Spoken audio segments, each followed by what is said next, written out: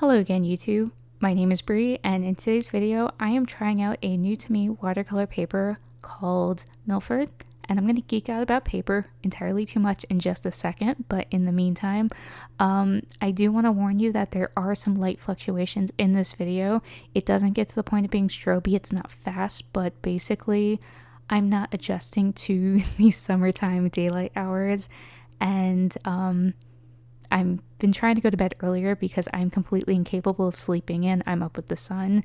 I did try to record in the morning before I thought it was too sunny and I didn't think it would affect the filming, but it did, and I do apologize for that, and I will make sure to be filming at night in the future to not have that happen. So yeah, if that bothers you too much to watch, I understand. But yeah, it doesn't get stroby, so at least there's that.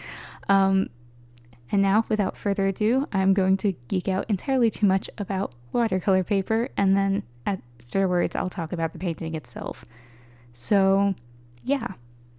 This paper is Milford. It's made by St. Cuthbert's Mill, and if that's St. Cuthbert's Mill, I do apologize.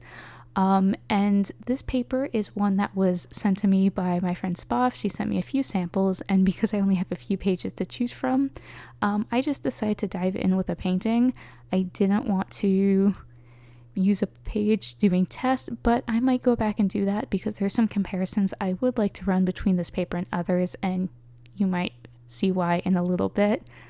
But basically, this paper is really interesting. So like I said, it's by St. Cuthbert's Mill. That really sounds wrong the more I say it, but I don't know. Basically, they're the same mill that produces Bockingford and Saunders Waterford paper. So I used their papers quite a bit, and I was very excited to hear they came out with a new paper and definitely wanted to try it. The history behind this paper is kind of interesting though. This is using the same recipe, is that the right word for paper formula, as a much older paper that was produced by a completely different mill whose name I seem to have forgotten. So basically, back in the day, watercolor paper was much different. The way it was pressed, it was called laid paper, and when they pressed it, you would have basically lines running through the page of alternating. You'd have like a section that would contain more pulp, and then the line where it contained less pulp, and so there would be like these bars basically running through the paper, and this was, I guess, from the press itself. But what this would do was create inconsistencies across the paper. Obviously, you have these stripes going through the paper that have less pulp. It's going to create inconsistencies, and so that paper, through those stripes, those furrows, pigments would collect. You'd have uneven sections that, like, the lines would show up a lot more, I guess.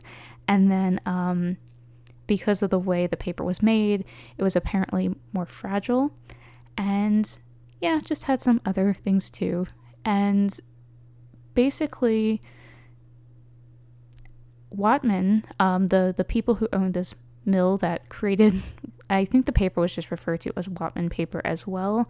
I don't recall the mill's name though, but the Whatman family came up with this new way of creating watercolor paper, which was called wove paper. And that's basically our modern watercolor paper we use today, where it is consistent across the page in the way that it's pressed. The pulp is evenly distributed, and yeah, they invented this, I think it was in the late 1700s. But because of this, basically all these big watercolor painters of the 19th century, this was their go-to brand. So it was an incredibly popular brand, and it's hard to say in a modern world whether it has any, if the desire for it to come back was because of this historical significance and like the names associated with the paper, like J.M.W. Turner used this paper and loved it. So was it that like factor, or is the paper really as great as the hype, like by today's standards? And I'm not sure. I know from my one experience with this version of the paper, I had a great time using it, but yeah, I've never used the original Whatman paper, so I have no comparison there. So this paper, the Whatman paper, not the Millford, the Whatman paper was produced until I believe the 1960s, and at that point, I don't know the reason, but production ceased. From what I understand, there was an attempt to revive it in the 1980s, and it was unsuccessful. Similarly, I'm not sure why that was. But yeah, for many, many years, Whatman was the go-to name for watercolor paper, and there was a big drive to bring it back. So recently, like I said, I think it was around 2020, St. Cuthbert's Mill was making it, and now we have this apparently equivalent paper to use. I did see one video on YouTube, I can try to find it again and share it in the description below, where someone had Whatman paper and he got this paper and he did a side-by-side comparison. He had very positive results that suggested they are very similar. Now, he did point out a couple differences, if I do recall correctly, but it was very minor and admittedly probably because of the age of the paper. Personally, I'm blown away by the fact that this guy had a page of this paper that's 60 or more years old and it was still working really well. So that's pretty incredible because watercolor paper does expire. More specifically, the sizing expires.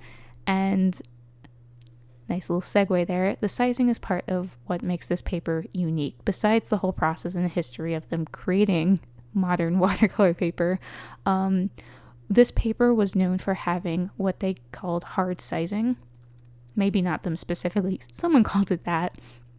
And so taking a step back for anyone who might not be familiar with it, and I say this a lot and I'm not sure it's the best way to describe it, but sizing is essentially a gelatin that is added to the pulp during the paper making process that gives it some degree of water resistance. So if you think about a paper towel or a kitchen towel, that's technically paper too, but when you apply your paintbrush to it, the water just soaks in and spreads out. Sizing is what prevents watercolor paper from doing that. So it allows you to paint on top of the page, work with it, and then eventually the paint settles into the paper and becomes semi-permanent. I mean, obviously there's a lot of paint you could lift, but it gives you that working time on top of the paper. The hard sizing supposedly repels the water for a longer duration, which provides different effects, like supposedly it stays wet longer, or the water stays workable longer on top of the paper. And apparently the hard sizing also doesn't allow the paint to sink in as far into the paper, which and I'm saying this because this is like the marketing. This isn't like, I don't know if it's just the hype or the cold truth, the hard truth. But apparently since it doesn't sink as far into the paper, the colors maintain more vibrancy and saturation. I don't fully know if that's true yet, but that's why I said I really do want to do some side-by-side comparisons and see how the same pigments perform on different papers. Here's where the light goes in and out, and I do apologize once again for that. So, and it is just for this clip. Once it moves on to the next section, it does stop. So yeah, I did work primarily in the way I normally work for this painting. I did just dive in with a painting. I am using my Roman Szmal watercolor. I asked Bob what paints I should use for this first test, and she recommended it. Honestly, it was a great option because they are so vibrant that it really does show how well the paint, it just looks really bright and pretty on this paper. Granted, I don't have the ability to do a side-by-side comparison with too many brands, but I do want to see how it compares to Arches, and I guess I can't do Saunders Waterford because the one I have isn't the bright white, it's the off-white, traditional white, so it's a little different anyway. But one thing that did surprise me was when I learned about the hard sizing and how it supposedly repels the water a bit more, I kind of expected to see really slow drying times, and that really wasn't the case. I felt that for the way I work, it performed perfectly. When I'd paint one section, I'd hop over to another section. When I came back, it was dry enough for me to continue working. And I primarily am working wet on dry here. I would like to try some wet on wet washes. I kind of want to know if the granulation really shows well on this paper if you do the wet on wet because of that surface effect, but I'm not sure yet. We'll find out in a future test. But yeah, otherwise, when I did do big washes like the background, it definitely allowed me plenty of time to connect all of the pieces without having to worry about really getting patchy backgrounds. So it was very comfortable to work with in that regard. But like comparatively, Saunders Waterford paper seems to take forever to dry. That wasn't the case here. Yeah, so that I think is everything I had to say about the paper, based on my reading and the personal experience attributed to, or as related to that. I apologize, it's getting a little late. I'm a little tired. But yeah, for my just personal experience with the paper at this point though, I really love working on it. It does have a bit more tooth than the other papers by the same mill. I find that their cold press papers are a little flatter than I'm used to, and I do like having that little extra bit of texture, so I did like that. I also really like the bright white of the paper and how vibrant the paints looked on it. I really like just the feel of painting on it. Like I said, for the way I work, this paper was just delightful. I definitely want to try to order some more and do some bigger paintings on it, because the fact that it's easier to do it for me, it was pretty easy to do those big washes without wetting the paper first and having that consistent. The shirt's not a good example because I fudged around too much and it dried because I wasn't doing a good job. But yeah, the background, everything just, it didn't get really patchy on me, and I appreciate that. And the background, this wash at least, was a granulating color, so I worried about that. The painting itself, though, I mentioned I use the Roman Szmal paints. Beyond that, I'm not really sure what all to say about it. I was using a few different reference images and I was struggling to come up with something on my own. I'm just feeling a little tuckered out lately, and I really just, my artistic well is feeling a little dry. So I ended up just looking at a few different references and decided I draw a lot of angry guys, and I normally don't draw angry chicks, so decided to draw I don't know, maybe she's slightly angry. But yeah, not much to it otherwise. I did originally plan to do something more interesting with the lighting, but I had a very busy weekend and knew that if I tried to do something overly complicated, I would never finish this in time. So it's okay. I definitely do want to get back to trying to paint like more interesting lighting scenarios and just a lot more stuff in general, but one thing at a time. I mentioned this in previous videos. I am taking Justin Donaldson's oil painting class, and it started last week, so that is going to be my primary focus for the next few weeks, and if I miss a video, that's fine too. I just really want to engage with that course content because it's something I've always wanted to learn, and I'm very excited about that. Beyond that, yeah, just the normal stuff, busy with work, but I actually have a lot of like personal plans coming up. I'm meeting up with a few different friends, have a few different things to go to, like going to see Avenue Q with a friend and probably Spider-Verse with friends. I'm so excited about that movie. Dad's birthday. There's just a few things going on over the next few weeks, some work stuff, so I'll be pretty busy. We'll see. But yeah, I don't want to lose sight of the oil painting course because I paid for a feedback seat, so I gotta keep up with the assignments and do the best work I can so I could really get that feedback that'll help me improve more quickly. I'm very, very happy I'm taking that class and finally starting oils. So yeah, otherwise I really don't have too much to say about this. I wish I had more to say about the paintings. One of these days I'm actually going to be able to be like, yeah, my thought behind this was blah, blah, blah.